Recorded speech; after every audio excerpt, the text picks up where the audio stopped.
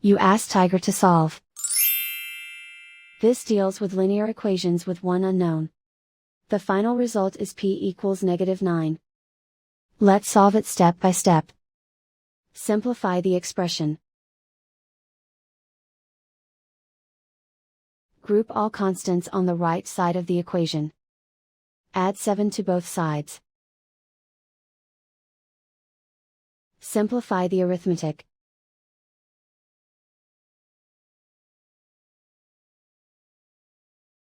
Isolate the p. Divide both sides by -5. Cancel out the negatives. Simplify the fraction.